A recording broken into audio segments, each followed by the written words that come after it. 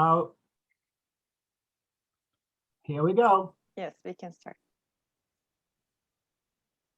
Well, good afternoon, ladies and gentlemen. Good afternoon to all of you, and welcome to this webinar jointly sponsored by Bay Atlantic University and the Global Policy Institute here in Washington, D.C. My name is Paolo von Schirach, and I serve as both Chair of Political Science and International Relations at Bay Atlantic University, and I'm also privileged to be the president of the Global Policy Institute. With us today, we are privileged to have a real expert on Germany who joins us from Berlin, as it were. Can't do better than that. And he is Mr. Ewald König, an Austrian, but transplanted successfully in Germany many years ago. We were joking that given my, little bit of Austrian blood, maybe we are distant cousins. Who knows? I would like to think that. So the topic today is Germany after Angela Merkel. We all know there have been very, very important parliamentary elections in Germany, and the situation hasn't really settled yet. And this is precisely what we are going to try to understand better. Mr. König has, as I indicated, a very distinguished career as a journalist, as a commentator, as a host for programs and what have you. You have received his bio in the invitation, so I will not recite his many professional achievements, but he's still very much there and continuing his work, trying to understand and clarify Germany and beyond. I mean, we'll talk about things beyond Germany as well. So just let's first of all welcome Ewald. Nice to have you with us. Thank you very much for inviting me. Thank you. Thank you. And let's jump right into it. So even for those who do not know much about Europe or about Germany in particular, the name Angela Merkel is pretty etched in our memories. She's been around as the, I believe, the longest serving chancellor since Bismarck. Is that correct? Am I getting this right? It depends on the number of days at the end of this coalition legislature period, because Helmut Kohl, the former famous chancellor, was governing 16 years as well. And now it depends how many days it will last until the new coalition will be formed. Okay, so there's still, they're tied. Okay, they're tied with Helmut Kohl, another obviously very distinguished political leader who was in charge when the two Germanys were reunified. So, but let's jump right into it. The elections are inconclusive in the sense of no individual party having won a majority. This was kind of baked in the cake, but the Christian Democrats and their Bavarian allies had a particularly poor showing. Let's start from this. How do you, as an analyst, as an observer of the German scene, so this is farewell, Merkel's farewell, which doesn't look like a triumphant farewell, as it were. How do you assess the result of the election in particular, starting with the Christian Democrats and then also looking at the other parties? Thank you. It's a very difficult question, because I'm sure that the Christian Democrats themselves do not know what happened to them. They are sure that they had the wrong candidate, because Mr. Armin Laschet, who was the Prime Minister of a state of North Rhine-Westphalia, which is the biggest one with 17 million inhabitants, that he is not a good candidate, but he would have been a good chancellor, because he is able to mediate and to moderate. But he definitely is not a good candidate for the election campaign. And there were many other competitors in the party. The one was too conservative, the other one was too pushy, the one from CSU, from the sister party from Bavaria, and other competitors in the party. And Laschet did not have full support of his own party.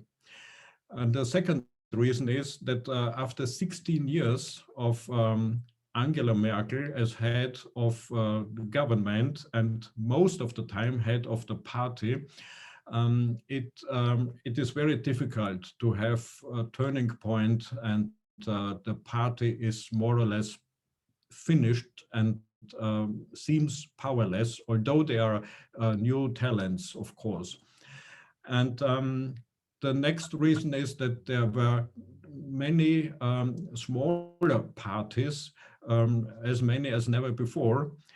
Therefore, it is not realistic to have a grand coalition, although the percentage of the conservatives and the social democrats would be enough to form a new grand coalition, but everybody is tired of it. And if you continue the grand coalition, then you have the result that both big parties are smaller and smaller, and there are additional smaller parties which make everything difficult, more difficult.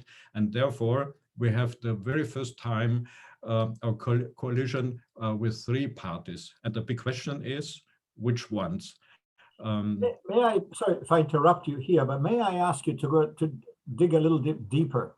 What is in the message of what has been the ruling party of Germany, the Christian Democrats, which, if we look also more broadly throughout the post-war period, it was sort of the reliable, responsible, pro-business, pro-NATO, anti-communist, I mean, in the old days when we still worried about those things, party of Germany, and the sort of the reflexive, strong ally of Washington in, if you want, who are your friends in Germany? Well, clearly the Christian Democrats. Social Democrats rose to it, later on when they came to power in the 70s and all that.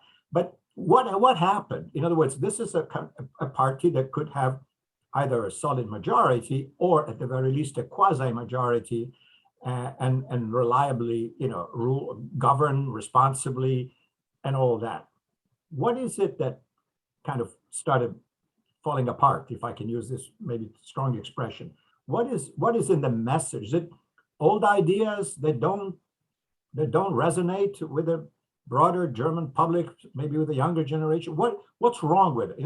What happened?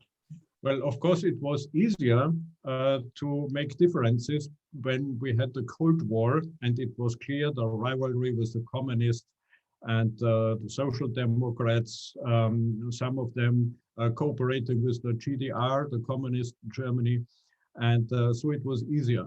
And afterwards, when Merkel came, Merkel is said to have social democratized the CDU, the Conservative Party. So she took many topics of the Social Democrats and used them as a topic of the Conservatives, with the effect that the Social Democratic Party was getting smaller and smaller.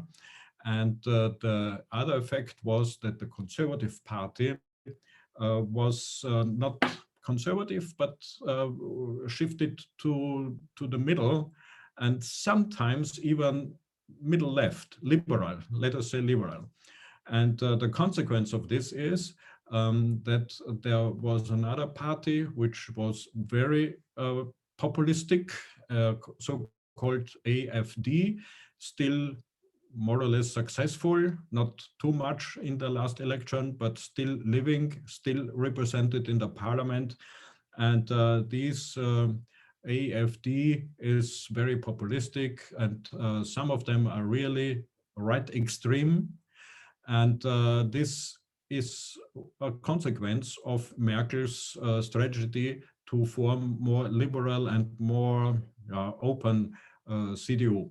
And now the parties have to find themselves again. And also Merkel, to speak about personnel, there are lots of male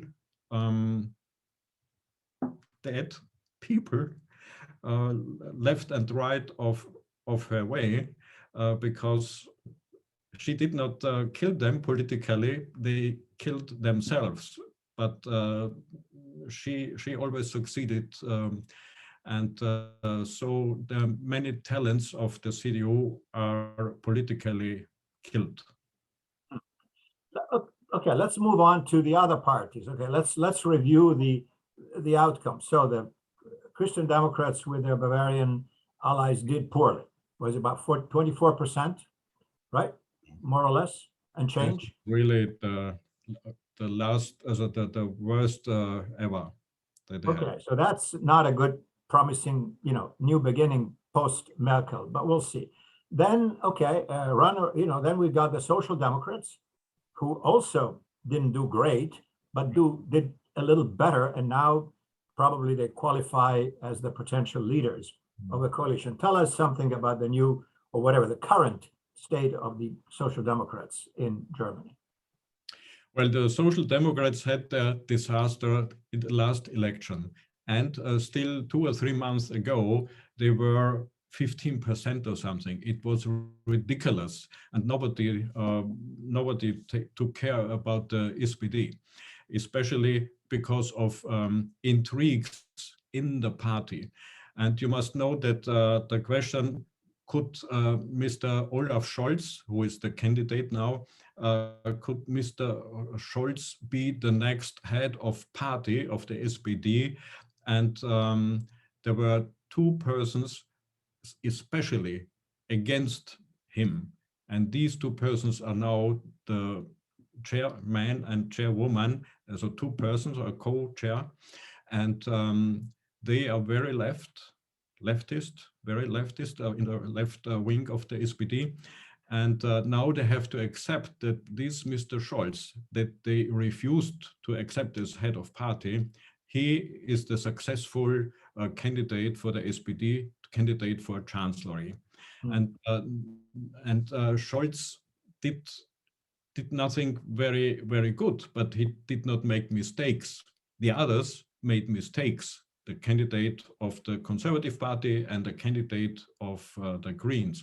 But the mistakes that they have done were relatively small compared to big mistakes that Mr. Scholz had done, and which he is responsible politically.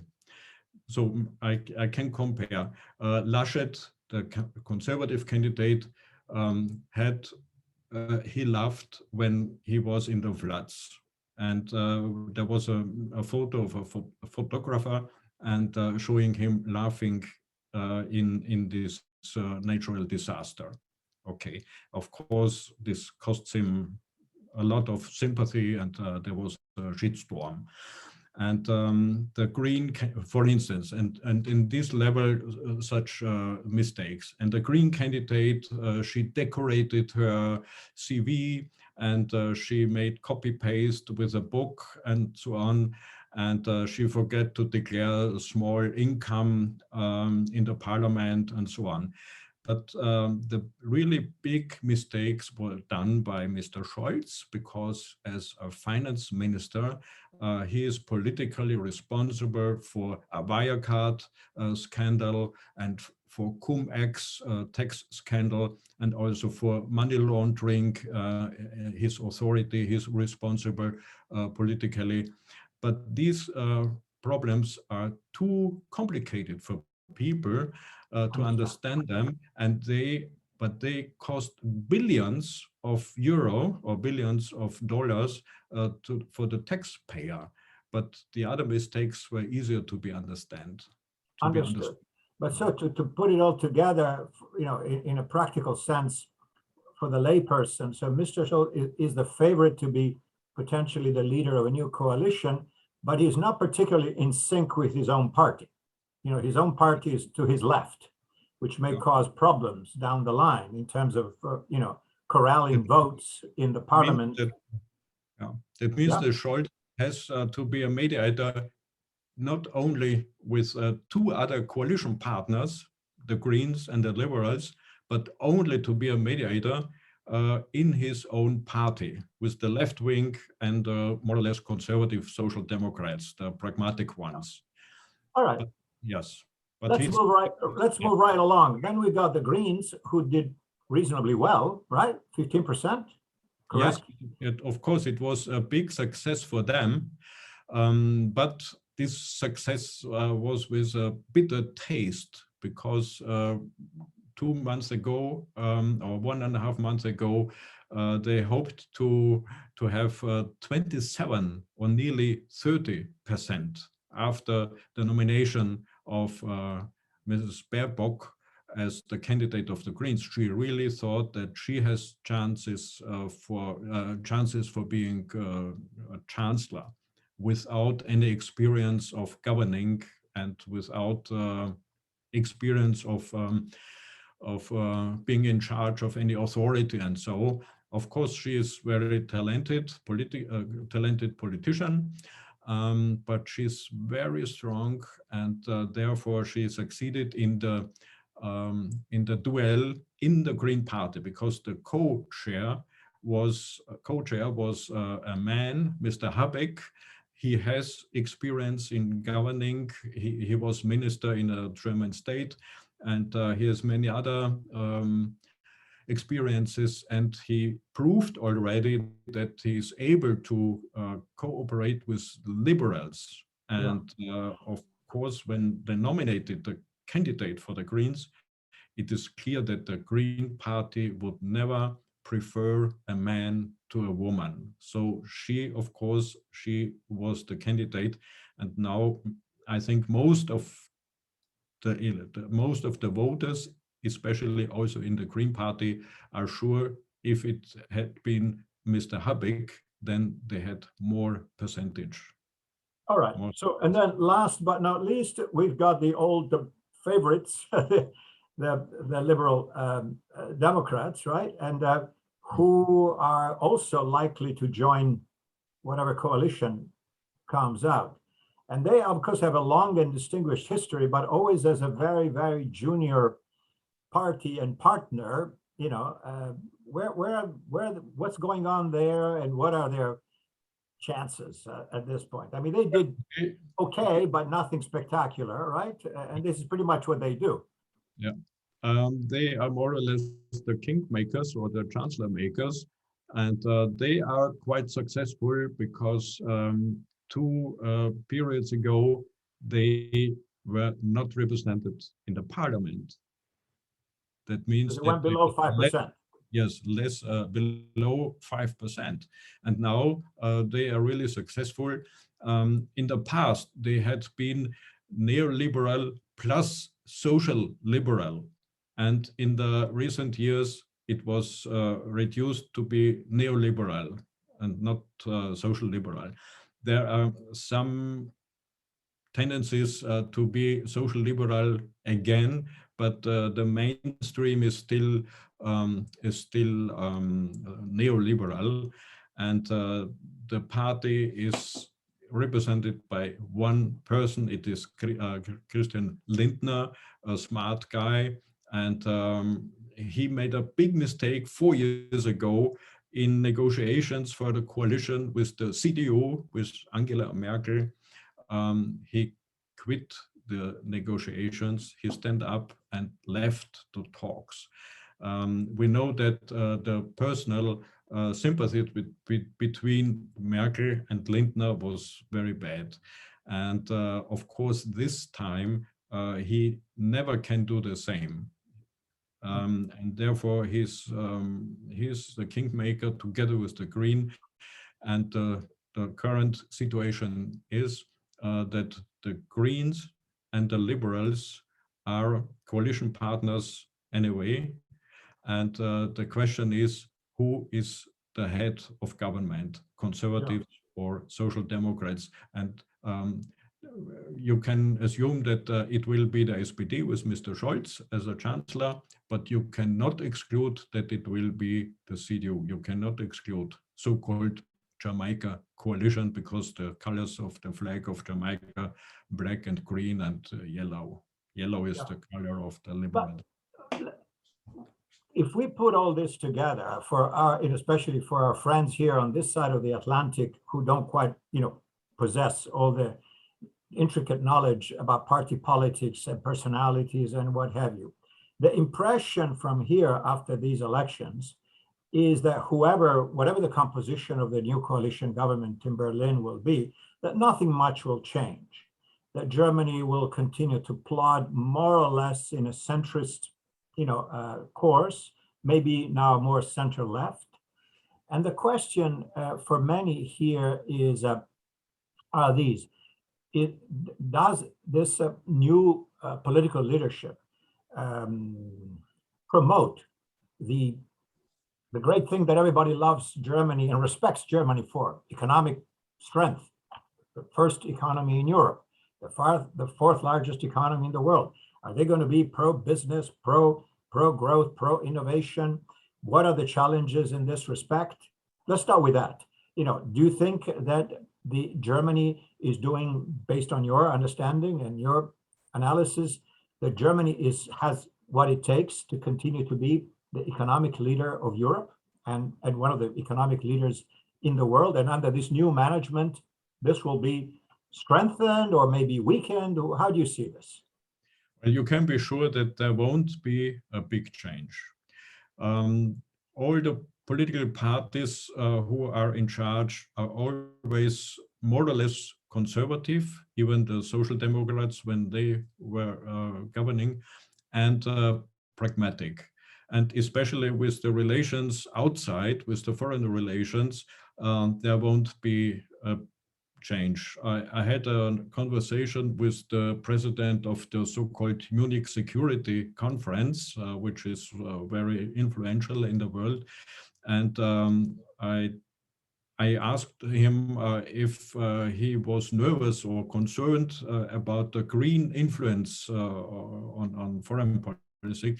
And he said, no, definitely not. Even the Greens are pro-transatlantic relations, and they are pro-European Union, pro-European.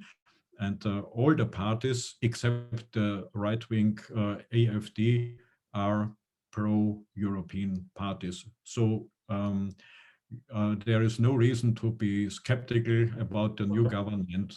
And, but in terms of domestic priorities, for what's on the to-do list, let's assume this is going to be the coalition, the Social Democrats, we don't know that, but at least let's assume for a moment, Social Democrats, Greens, and the Liberal Democrats. So that's going to be the new government.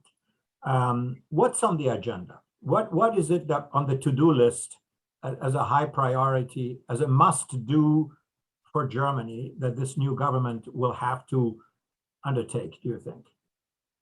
Well, the big question is... On the domestic front.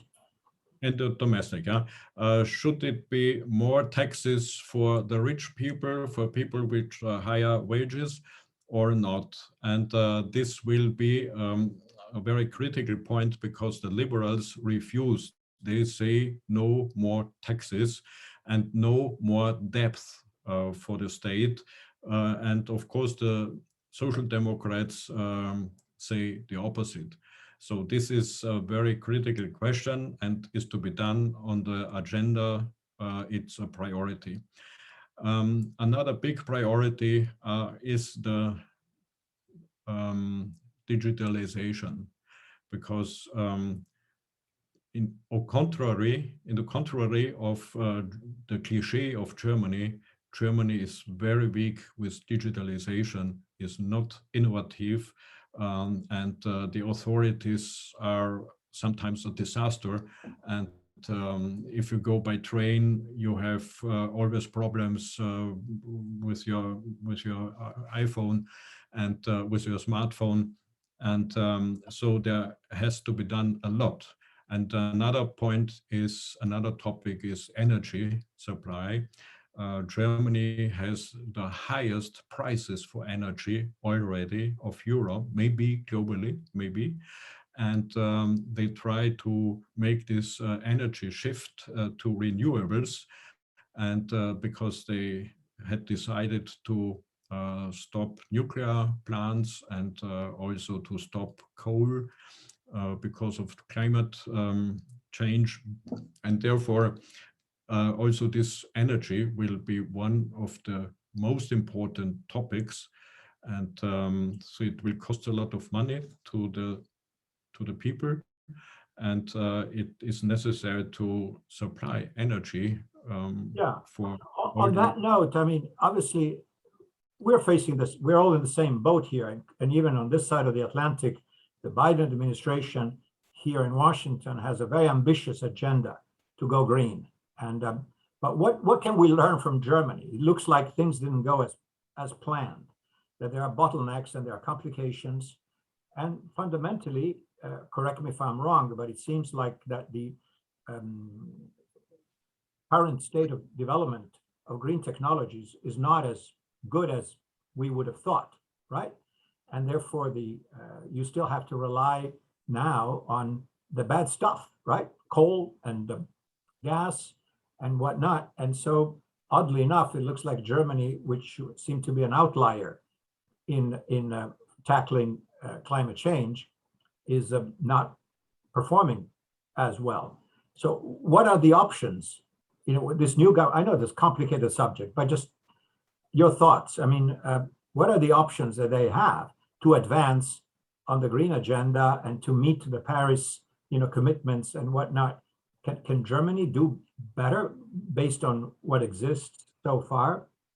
They will try to do it and to motivate the companies, but often the companies are more successful and more innovative as the politicians. So it will be in Germany. They will try to be innovative and to go ahead, but it will be a big challenge. It will be a problem. And maybe I can add another big problem. It's the problem of strongly rising prices for living, especially in the capital in Berlin. The prices to rent houses and the prices to buy houses are very high. And this is a big social problem.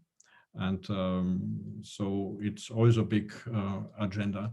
And in the beginning, you asked me, what could you learn from Germany?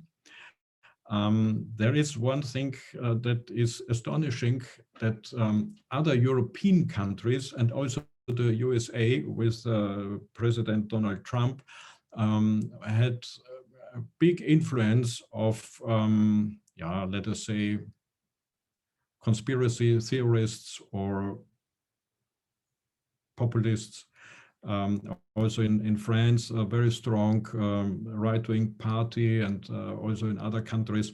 But in Germany, there was no real danger in this case. So it was realistic and pragmatic and solid development without a big danger of extremists, with the exception of two East German states, so former communist people who are frustrated about everything maybe, and they voted the AfD, and the German elite does not have a recipe what to do with these people, how to react. Okay, well, that's good. So basically, you would say that there is confidence in the institution, in the constitutional process, and that the good news, which is kind of odd to celebrate the fact that an election goes fine without glitches. That this is our metric of success, But it's but it complements Germany, because clearly, if we look at what happened here, and everybody knows in 2020, it's a remarkable story, completely on the opposite end of the spectrum, in terms of the deterioration of the confidence in, obviously, many segments of the American electorate in the political process, which led to the closest thing to an insurrection that we've experienced since the Civil War. I mean, I don't want to exaggerate this, but it was pretty bad. So, but let's move on. Germany and Europe. Of course, Europe is this complicated affair that most people, quite frankly, here have given up trying to understand because of the complexity of all these treatises, of all these layers of integration. You have sovereign states, but some of the sovereignty has been devolved to Brussels in this area, but in not that area, and whatever.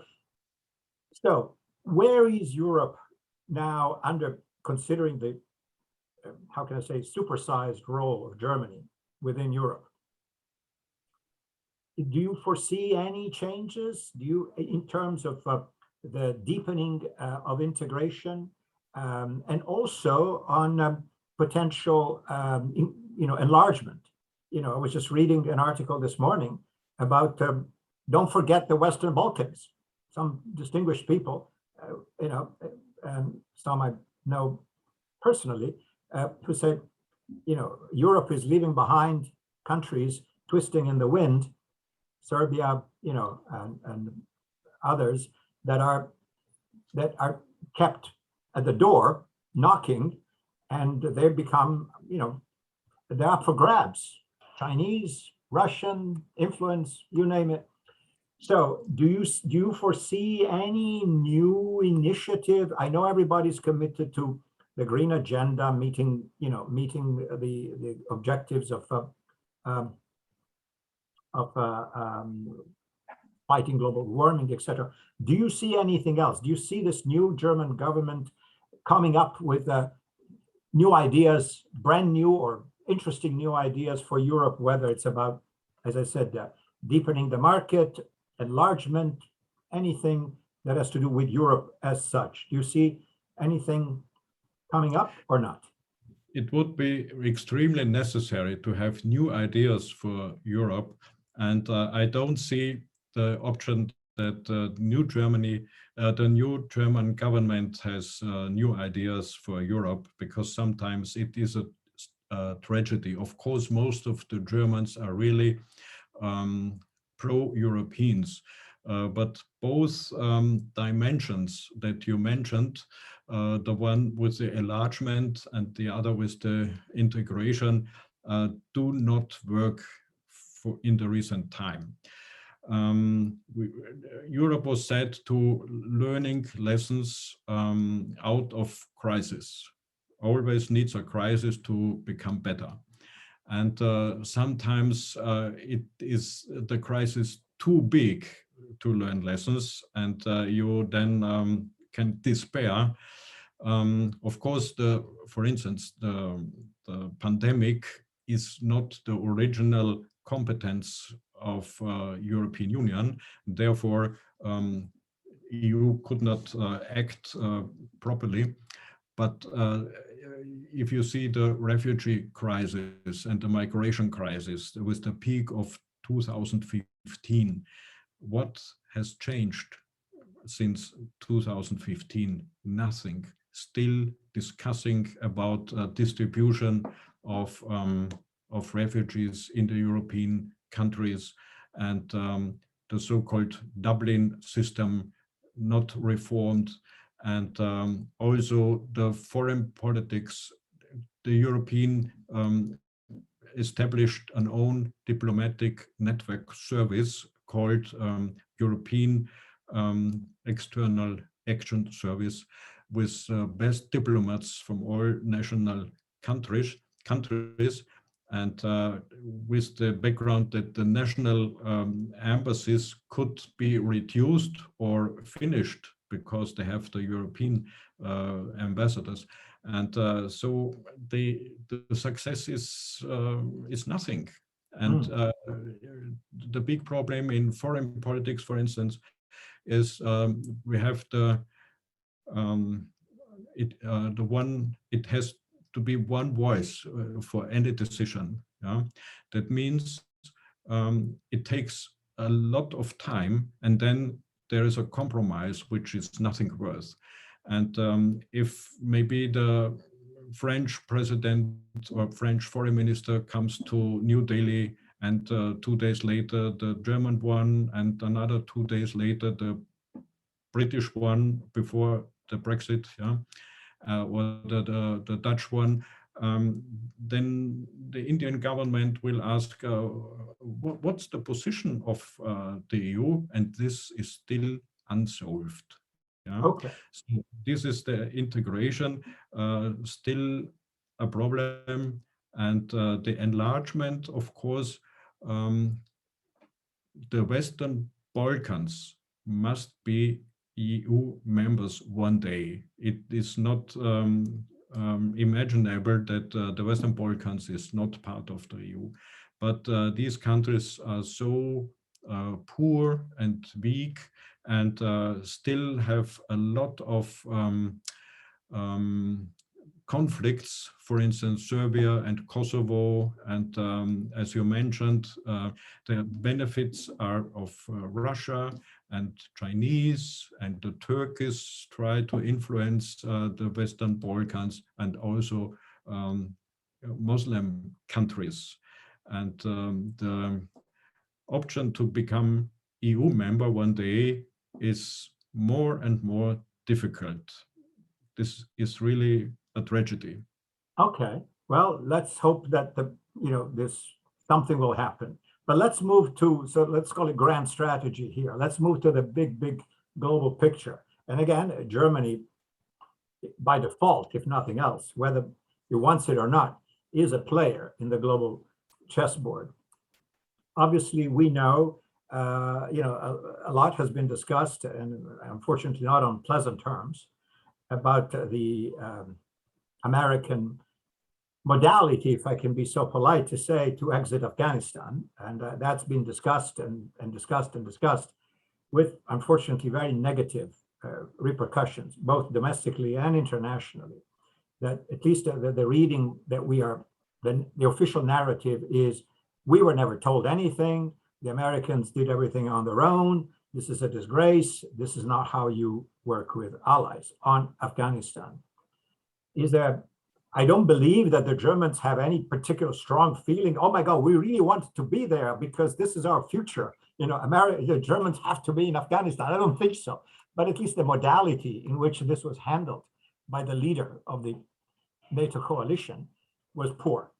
And this is just a polite way of saying it. Is there still an echo of this? In other words, this left really a very bitter taste in Germany that will be somehow inherited by the new government in terms of their skepticism about dealing with Washington, and then we'll come to other issues equally relevant. But let's start with Afghanistan. What do you think? Yes, you are completely right. It was a big damage for the transatlantic relations, and the Germans and most of the Europeans were missing any conversation, any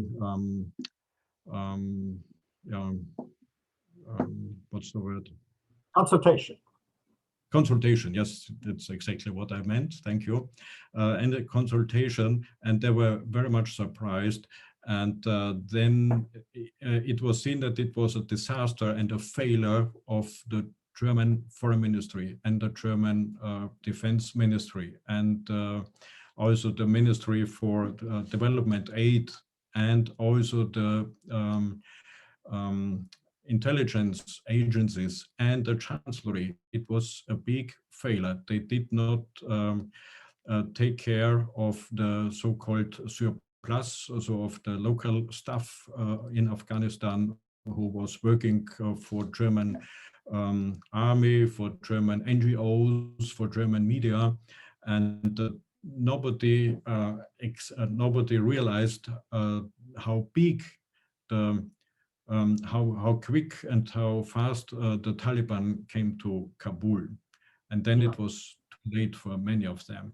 And this is still a damage in the. But there is another one, a newer one, and the other one is this submarine. Yes, I was going to come. Yeah, thank you for bringing it up. Yes, that's a big one.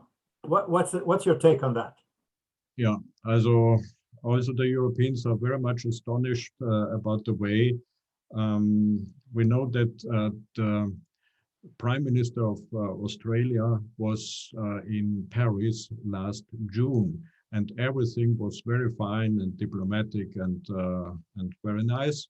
But at that time, the decision was already made that the French submarines will not be delivered, but the American ones in cooperation with British and Australian. And I think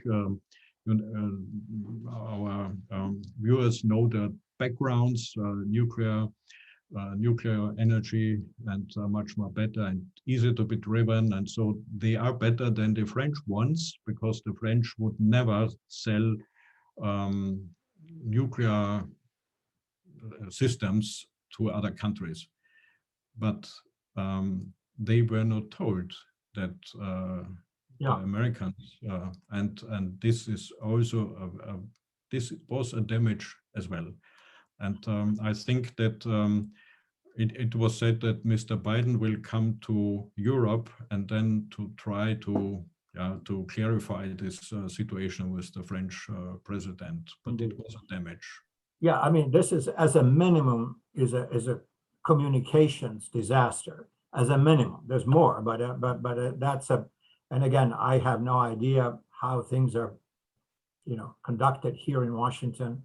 Who was in charge? Who was not in charge? Who should have been in charge? And who didn't do what they were supposed to do? I suppose everybody agrees this was a huge unforced error, right? As they say in tennis. But let's broaden this thing, because so there are these other two major issues in the global scene right now. One is what Macron proposes. He would like to see Europe acquiring an identity and means and capabilities in the defense sphere. You mentioned earlier how complicated it is to even speak with one voice when it comes to foreign affairs. Then you add security and defense. That makes complexity, much a much higher scale. Do you think this can fly at all? I mean, he's been talking about this for a while, and the French are always mavericks when it comes to Europe and independence and sovereignty. It goes back to de Gaulle, withdrawing France from the integrated military command of NATO back in the 1960s. Is this a talk? I mean, grandstanding on the part of Macron, who also is running for re-election next year. Is that it, or is there something there? Precondition is that Macron can win the election. This is the one thing, and the other thing is that France was not the core with Germany. For instance, a very concrete example, in Libya, they supported different powers in Libya, although Libya is extremely important as a key country for Europe, in the sense for illegal migrants from Africa coming to Europe. So it's a key country, and it's very important how to handle Libya. But there were differences between France and Germany. And because of this withdrawal of Afghanistan and the affair with the submarine, there was an idea to establish an own European military power. This idea was not new, because the idea came up several times, and now again it was said for the first time by the EU High Commissioner for External Affairs, Mr. Borrell, and I think that this is not realistic, because as you mentioned, there are so many differences and difficulties among the EU partners. How could they be homogenized and speaking with one voice and cooperating in a military field? And should this European power be a competitor to NATO? Is it in the frame of NATO, or is it a competitor to UN missions? So I cannot see this as a realistic power. And above all, there's the long discussion about 2% to finance NATO, and Germans are maximum 1.5% or 1.6 one day. So even this is one point in this discussion. Yeah. And Yeah, thank you for that. I mean, I think we kind of, as we're trying to embrace the, you know, the global issues, we've got this one that you just alluded to, which the spending is a little bit about confidence and a feeling of relevance of this alliance, NATO, that you just brought up, of which Germany was and still is a key member. But the question really is, this is an alliance created to contain the Soviet Union way back, right? You know, and now it's become what? You know, we had a NATO mission to Afghanistan. You know, if in 1949, when the Treaty of Washington was signed, and it was going to be said that the first time that the alliance would be called into action would be to go to Afghanistan, it would have been really strange, right? When the problem was in, like where you are, in Berlin. You know, that was the problem, you know, the Fulda Gap, all that stuff. So now, where's this thing going? Do we have just this big club, which has become bigger and bigger, NATO, but where essentially the military, the shared defense commitments are relegated into something that we will do another day, like the 2% commitment of all the countries to say we're going to increase our defense budgets, and we're going to at least meet that threshold of 2% of GDP. You know, I've seen many such efforts in the past, and they all kind of died away and very inglorious death. And so, in your judgment, if the Germans say, oh, we are proud members of NATO, what does that mean to them, to the general public, to the leaders in the new government, and to the general public, the man and woman, the proverbial man and woman in the street? What does it mean to be a member of NATO? They are not so much proud to be member of NATO today, because it's also a question of sovereignty, German sovereignty. Of course, the USA are ahead in the NATO. Of course, they have the saying. And the other problem with the NATO is that also Turkey is a member of NATO and makes problems, and sometimes is against the interests of the other NATO members. And so this is it's not good for the future of NATO. And of course, NATO is always reforming itself, always, and always finding new conditions and so on. And I have to mention that the USA have a very big base in Germany and also in East European countries.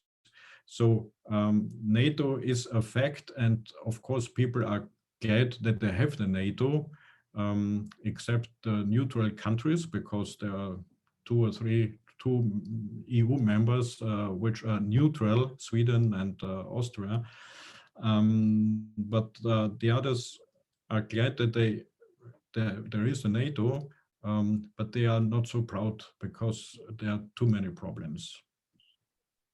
Last but not least, and we got some questions from the audience regarding this, it is about, of course, the elephant in the room, so to speak, with China. And maybe smaller elephant, but closer to you is Russia, right?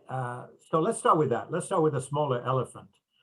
Much has been said here in the United States about the relevance, both practical and symbolic, of Germany's role in cooperating with Russia on the Nord Stream 2 pipeline, which of course everybody here wanted to not to happen. that failed. As you know, there have been all sorts of efforts to sanction all kinds of things. Now the Biden administration came in and said, okay, well, we lost this battle. Let's move on. It's okay. Nord Stream 2 is fine. I mean, it's not fine, but it's okay. We can live with it. Is that considered, I mean, if that is a symbolism for the broader, both multilateral relationship between the EU and Russia and the bilateral relationship between Germany and Russia, what does it tell us about what this new coalition soon coming to power in Berlin? How will they handle relations with Russia?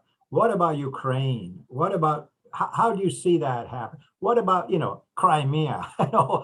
Is that going to be just, let's have a problem, let's forget about this and let's hope this goes away, or is there going to be a new approach? Mentioned is under construction. Of course, Europe and especially Germany are more or less neighbors of Russia. That means that they have to manage the relationship themselves and not via Washington. Yeah, and therefore the debate about this Nord Stream 2 was understandable, but to my personal opinion, it was okay to finish it and to keep channels, so for conversation and for dialogue and also for gas supply with the Russians, to keep channels and open, not to make, not to close the relations by too many sanctions. Of course, the Crimea conflict will not be solved. It's a frozen conflict, and of course it was against any international law. It was a political crime, but if you see in the past, in the history, you can understand why Putin did it. Yeah, it's annexation. Yeah.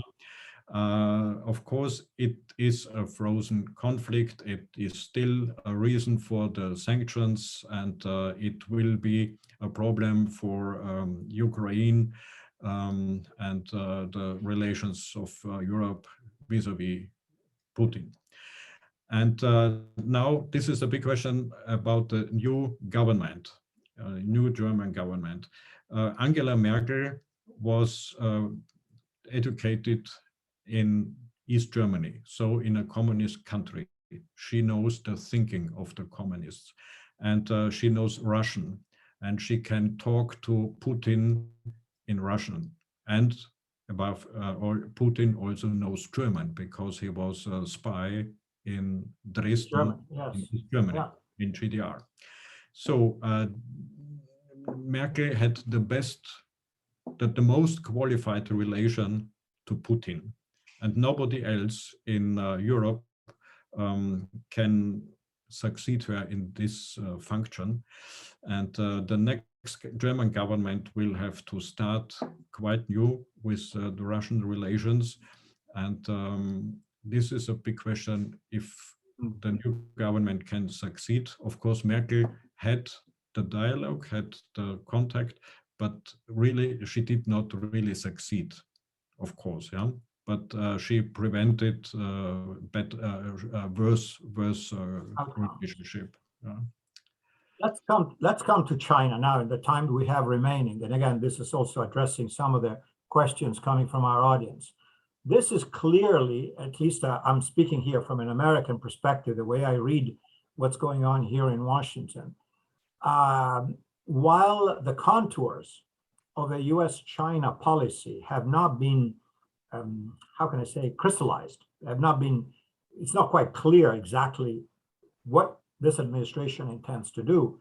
But it is, if one looks at the rhetoric, if one looks at things that have been said at multiple levels, it seems to me that this administration, oddly enough, in a similar way to the previous administration, the Trump administration, which was messy and chaotic, and one day was this and one day was that, But I think both would agree, both Trump and Biden, oddly enough, that China is America's #1 problem, and not just as an economic competitor, which, which would be manageable, but as a country that would like to establish its own hegemony and its own system, saying quite flatly, your system, the West, has failed. You are decadent societies, democracy, look at that, look at the American elections. If that's democracy, smart people would say, we don't want this. Free markets, look at the financial crisis of 2008. Is that what it does for you? We have a better way, we in China. And those around the world who want to learn, we're happy to teach them. And as long as they adhere to our principles and come to us, and they're very polite and adhere to whatever we say to them, essentially as tributary states, the world will be wonderful, it will be smooth and harmonious, and everything will be fine. And America says, not a chance. This will not happen. And we view China as a hegemonic bad guy that does misbehave, and there's a long list of things. And under our watch, this is not going to happen. And the, however poorly managed, strategic alliance with Australia is an indication of action. As you indicated, the nuclear-powered submarines from Australia will be able to be on station close to China for weeks, in some cases months, submerged. And this will alter the calculus of China in terms of their projects to dominate the Indo-Pacific. But that's just one piece. That's not the strategy. Mr. Biden has said, we're going to do this better than Trump, who was kicking everybody in the shins and having altercations and fights with Europe, with Japan, with Korea, with everybody. We're going to be rallying our friends, and we're going to have a united front. Okay, so that's the question for you in the time we have remaining. Is Europe going to play along? From what I see, I don't think so. But you're reading, particularly from a German perspective. Europe, and especially Germany, has a very special role vis-a-vis China. And if the relationship between USA and China could be called sometimes a new Cold War, the Germans and the Europeans will not interfere and say, okay, we are on the one side or the other side, but they would try to be a mediator. You can be sure that Europe, and especially Germany, would try to be a mediator. The German economic relations to China are extremely close. And of course, the aggressive strategies of China are registered in Germany. But China is not seen as an enemy in Germany, but as a rival, but also as an economic partner. Nevertheless, they try to be less dependent on Chinese economy, and they try to diversify their relations by reducing, not finishing, but reducing the relations with China and diversifying with Southeast Asia. This is the strategy of the Germans, at least under Merkel. Merkel always was important to have a dialogue with China and not seeing it as an enemy. And we will see what the new government will do, but I think there won't be a big change. But USA cannot rely on Europe to be one-sided against China and pro-USA, but in the middle. What about, we're getting close to the end of our time today, but what about the possibility as an alternative to strengthen bilateral relations, transatlantic bilateral relations, which are already pretty strong? I mean, we are each other's biggest investors, Europeans in America, Americans in Europe. One way of looking at this problem would be, okay, we may disagree on actions about China, but what about getting closer to each other? Of course, during the Obama administration, there was this grandiose idea of a free trade treaty, right, between Europe and the United States. Not much progress was made because it's very technical, very complicated. Then Trump came along and killed the whole thing. Can this be resurrected? Would this have any traction, as we say here in Europe or in Germany in particular? Better, improved relations with the United States, eliminating all sorts of regulatory constraints that would make it easier, especially for the services sector across the Atlantic, to grow more and better without impediments. Is there any appetite for this? Is that considered an interesting goal, or we tried that, it didn't work, it's too complicated, let's not bother? It would be very fine that after President Trump, who damaged the relations extremely, and after Corona pandemic period, both sides are looking for a new spiral lever in forming the transatlantic relations. Of course, a resurrection of the old ones will be difficult. There were too many misunderstandings, and I don't think that this famous TTIP can be re-established and will not be negotiated anymore. But it showed how many big misunderstandings and how many populistic media destroyed the relations and the trust in this. And I think the things that we mentioned with Afghanistan withdrawal and with the submarine that we mentioned shows that also the Biden administration should make much better conversation and with the Europeans. And of course, the Europeans themselves have to improve their conversation with the USA, and that means that Europe should speak with one voice. And this is not to be seen. Yeah, I cannot see this in the next future.